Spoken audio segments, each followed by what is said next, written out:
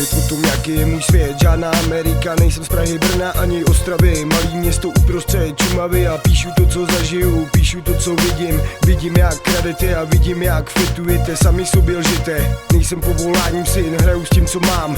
Nikdy tu nevzdám, práce, studio, makáme, na nic nečekáme, jo. Tvoříme hodnoty a posloucháme triky, máme v hlavě projekty. Nejsme jako ty, zatímco ty sedíš, nevytváří hodnoty. Apollo posouvá svoje limity, jednou nahoře, jednou zase dole, tak to je, jsem na startu cíl. Cíl není vidět, žiju s tím, co osud přihraje, stavím jako architekt. Myšlenky a sny do reality, mám vize, mám cíle, něco vyjde, něco ne. Osud rozhodne, jestli to tak má být, tak to taky bude, je to jenom v mojí hlavě. Jestli složím zbraně, život není dálnice, bez překážek hranice, překonávat cíle, proto tady stojím. Mohlo to být jinak, co já vím, co se mohlo stát, ale nestalo, proto je tu dneska Apollo. Můj svět, můj rap, moje rodina. Proto žiju, proto pokračuju. Můj svět, můj rap, moje rodina. Proto žiju, proto pokračuju.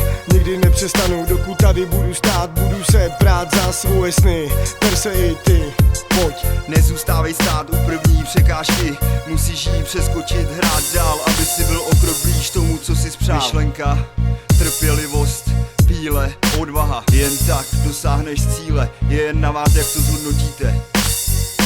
Právě jsem v Apollu, tohle je můj svět, je to hudba, je to rap, je to něco jako fet. Je mi 22 let, jsem obyčejnej chalan, každý ráno stám do práce, makám. O víkendech ve studiu s Mariem na majku, plním si svůj sen, dělám muziku, užívám si život, i když mi to někdy vážně sere, ale pak si řeknu, co se děje, co tě nezabije, to tě posilňuje, takže běžím dál.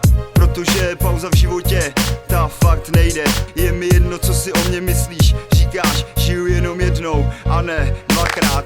Tohle je můj svět, odsuzuji, obdivuji, respektuji, je to prostě tak, nikdo to nezmění, ani já to měnit nebudu, nechci, nemůžu, takovej už zůstanu, užívám si každou minutu, vteřinu života.